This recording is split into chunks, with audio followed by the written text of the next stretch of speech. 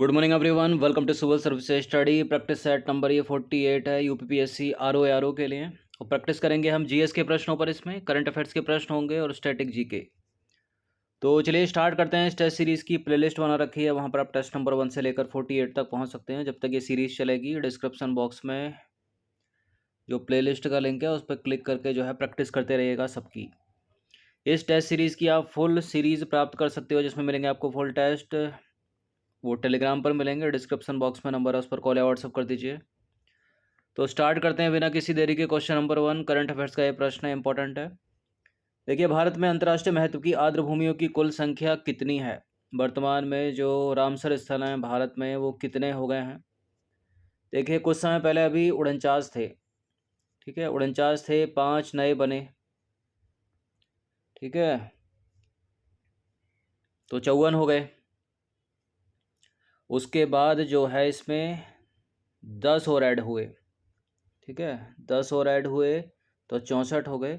अभी 11 और ऐड हुए हैं। ठीक है, तो कुल संख्या हो गई है 75। तो ये नंबर है करंट का, ये नंबर याद रखिएगा 75। ठीक है, तो ऑप्शन नंबर ए है इसका आंसर। और सबसे ज़्यादा किस में है?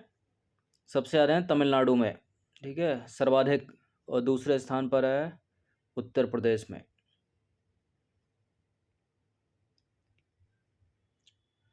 तो देखिए, भारत की 11 नई आर्द्र भूमियों को रामसर स्थल या अंतर्राष्ट्रीय महत्व की आर्द्र भूमियों में शामिल किया गया है। इसके बाद अब देश में रामसर स्थलों की संख्या जो है वो 64 से बढ़कर हो गई है 75। ठीक है, और तमिलनाडु में रामसर स्थलों की संख्या सर्वाधिक है, कितनी है? 14 है। और उत्तर प्रदेश में है 10। और उत्तर प्रदेश का जो है दूसरा स्थान है। जो पहली आर्द्र भूमि थी जो शामिल की गई भारत में, वो थी चिल्का झील, उड़ीसा की। ठीक है, उड़ीसा की चिल्का झील न केवल भारत बल्कि एशिया की सबसे बड़ी खारे पानी की झील है। ठीक है, और वैश्विक स्तर पर देखें, दुनिया में, विश्व में, वो है कैस्पियन सागर। याद रखिएगा इसको। ये नंबर है 9560112583। टेलीग्राम पेड ग्रुप को ज्वाइन कर सकते हो आप, यूपीपीसीएस के लिए और यूपीपीएससी आरओ के लिए। दूसरा प्रश्न है, निम्नलिखित में से एशिया का सबसे पुराना फुटबॉल कप कौन सा है? इनमें एशिया का सबसे पुराना फुटबॉल कप या टूर्नामेंट है Durand cup, option number D.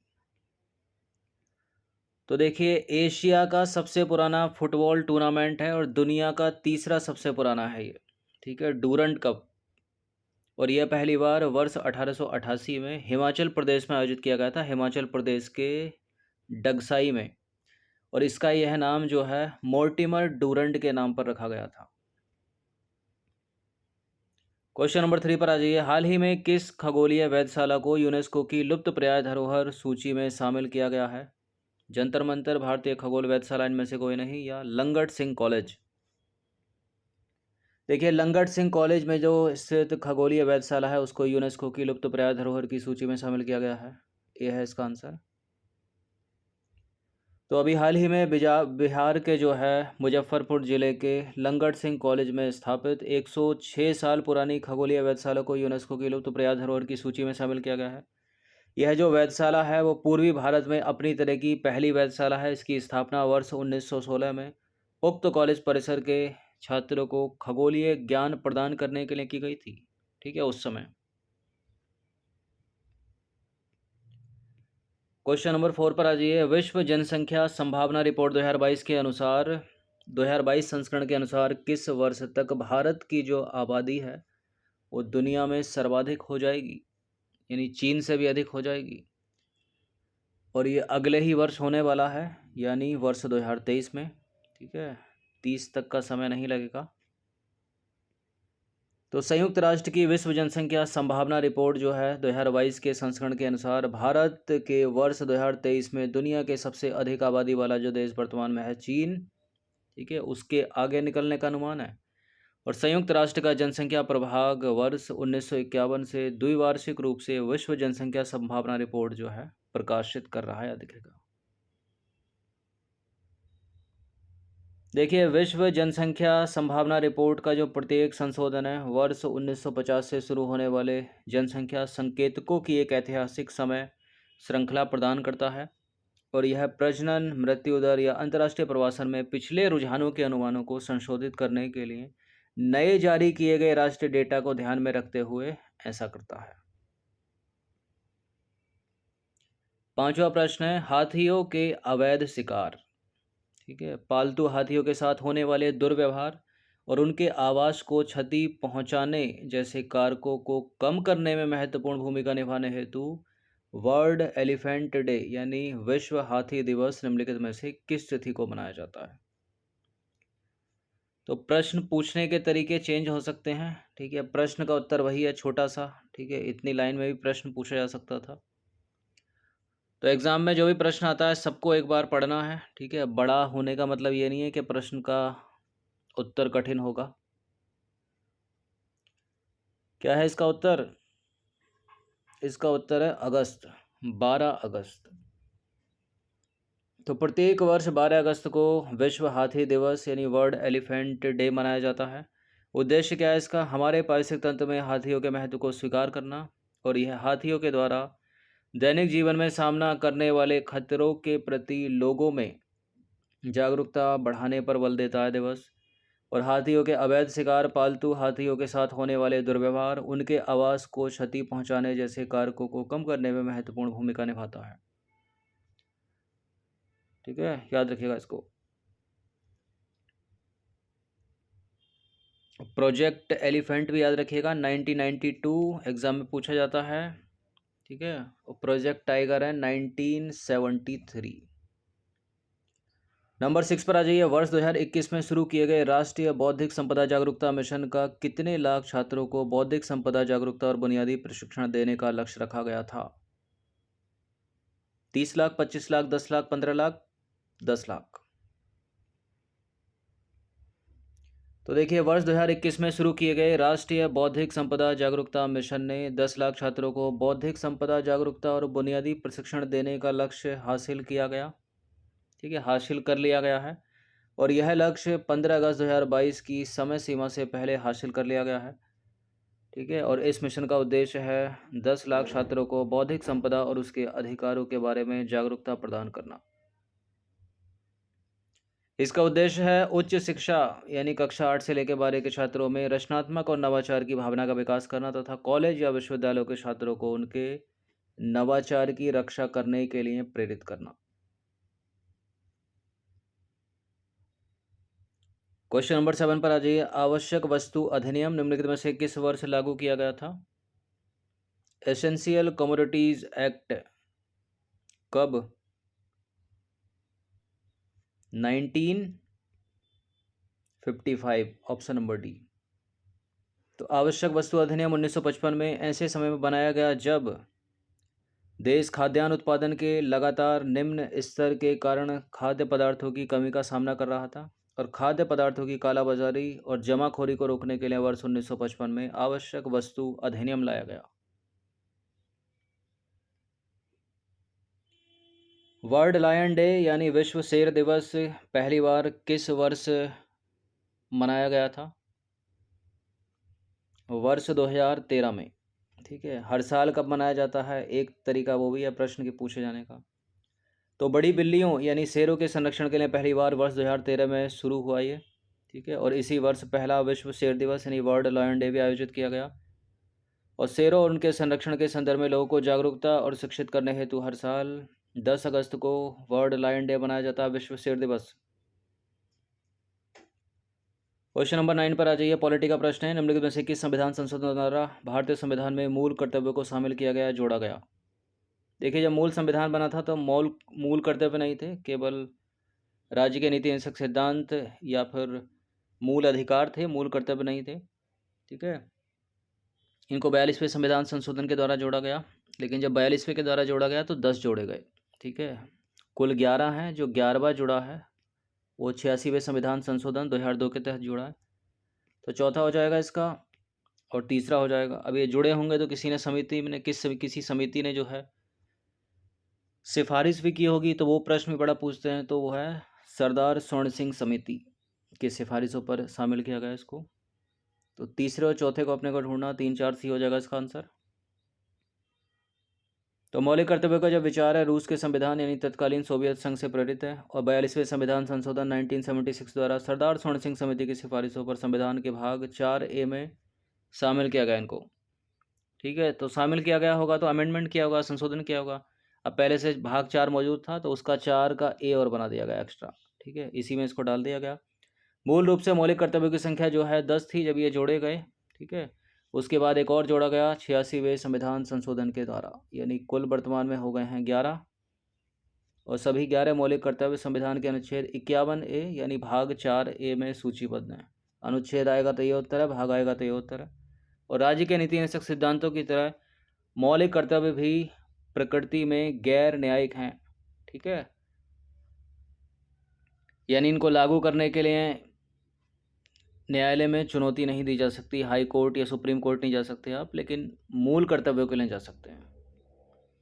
कुछ एडिशनल इन्फॉर्मेशन है जो ऑप्शन नंबर A में थी, वो एक संविधान संशोधन था 92वां संविधान संशोधन 2003, वो है भाषाओं से संबंधित। ठीक है, जो कि वर्ष 2004 से प्रभावी है। इसमें बोडो, डोगरी, संथाली, मैथिली को भारतीय संविधान की 8वीं अनुसूची में शामिल किया गया। अब इसी से रिलेट करता हुआ क्वेश्चन नंबर 10 है ये, भारत की संप्रभुता, एकता और अखंडता की रक्षा करना और उसे अक्षुण्ण रखना किसके अंतर्गत उल्लिखित प्रावधान है ये? संविधान की प्रस्तावना यानी प्रेम्बल, राज्य के नीति निषेधक सिद्धांत यानी directive principle of the state policy, मौलिक कर्तव्य यानी फंडामेंटल ड्यूटीज, मौलिक अधिकार यानी फंडामेंटल राइट्स। मौलिक कर्तव्य है ये। ठीक है, कुल 11 मौलिक कर्तव्य हैं, 1 से लेकर 11 तक, या ABCD इस तरह से काउंट करो तो ये तीसरा है क्रम में, यानी C वाला है ये। ठीक है, तो सरदार स्वर्ण सिंह समिति की सिफारिश पर 42वें संविधान संशोधन 1976 द्वारा मौलिक कर्तव्यों को संविधान में जोड़ा गया। अनुच्छेद है 51A। ठीक है, और भाग है चौथे का A, उसमें भी ABC में से C है, तीसरे नंबर का A।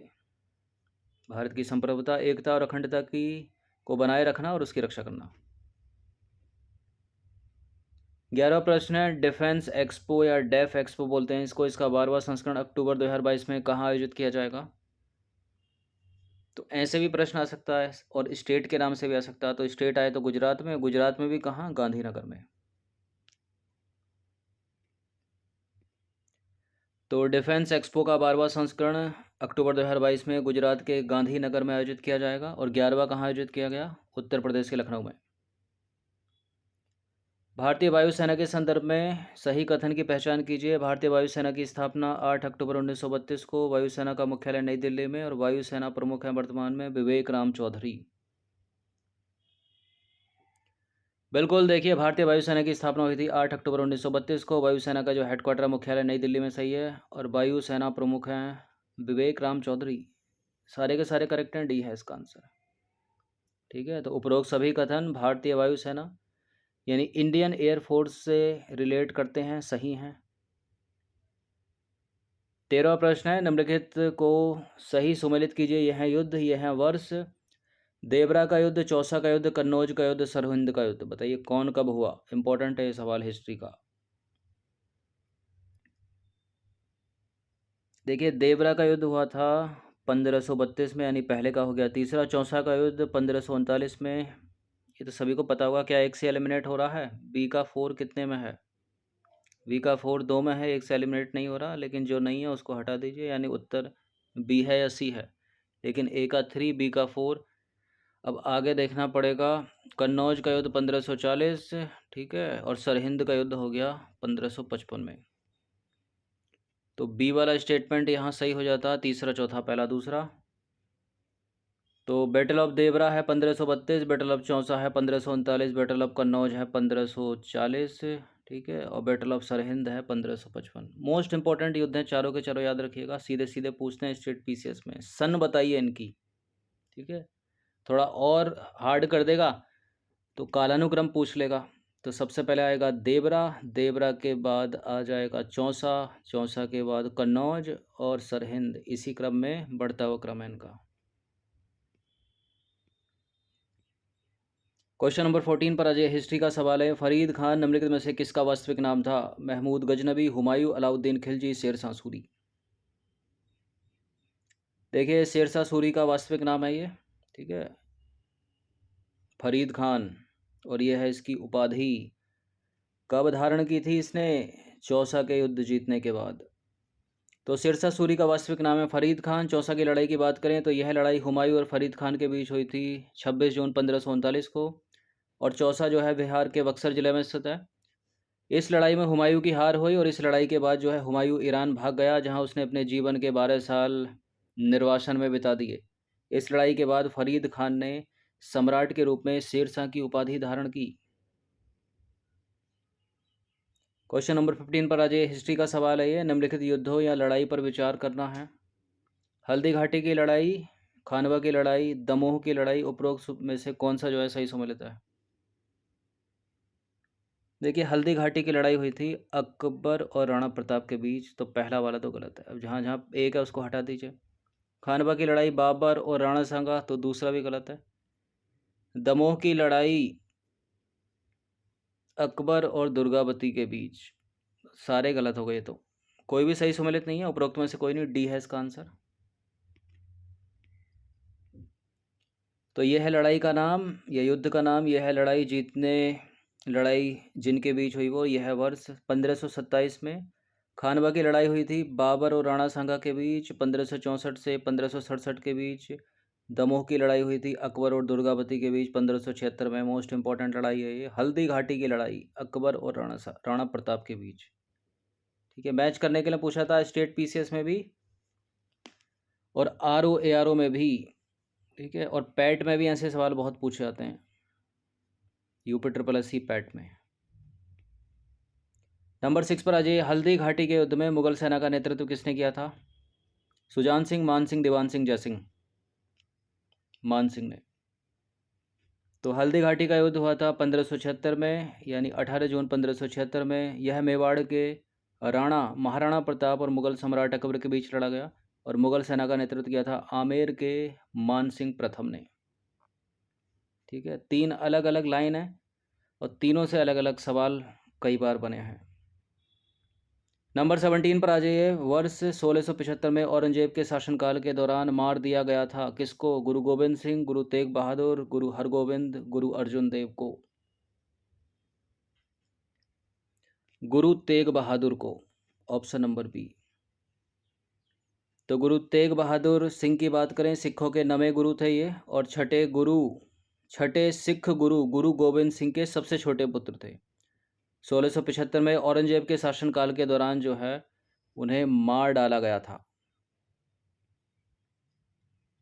करंट अफेयर्स का प्रश्न है, क्वेश्चन नंबर 18 है। विश्व प्रेस स्वतंत्रता सूचकांक 2022 में भारत का कौन सा स्थान है? कौन सा स्थान है? 150वां। तो विश्व प्रेस स्वतंत्रता सूचकांक 2022 में भारत का जो वैश्विक स्कोर है वो है 41 और इसका स्थान बना 150वां। और विश्व प्रेस स्वतंत्रता सूचकांक जो है रिपोर्टर्स विदाउट बॉर्डर्स जो संस्था है उसके द्वारा जारी किया जाता है, याद रखिएगा। क्वेश्चन नंबर 19 पर आ जाइए। अभी करंट अफेयर्स का प्रश्न है। COP28 संयुक्त राष्ट्र जलवायु परिवर्तन सम्मेलन का आयोजन कहाँ प्रस्तावित है? कहाँ होगा? भारत, फ्रांस, जर्मनी या संयुक्त अरब अमीरात? देखिए, भारत में नहीं होगा ये, जर्मनी भी नहीं है, फ्रांस भी नहीं है, संयुक्त अरब अमीरात इसका आंसर है बी। तो COP28 संयुक्त राष्ट्र जलवायु परिवर्तन सम्मेलन का आयोजन संयुक्त अरब अमीरात में प्रस्तावित है।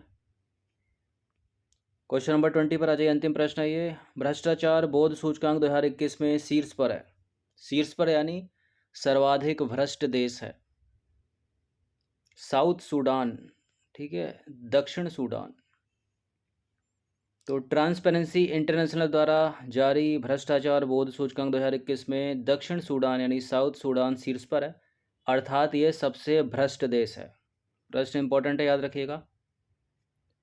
तो 20 प्रश्न थे, लगभग 10 से 12 प्रश्न इसमें करंट के थे, बाकी स्टैटिक जीके, ठीक है, हिस्ट्री ज्योग्राफी हो गई या पॉलिटी के कुछ प्रश्न, इनकी प्रैक्टिस कर लीजिएगा एक बार।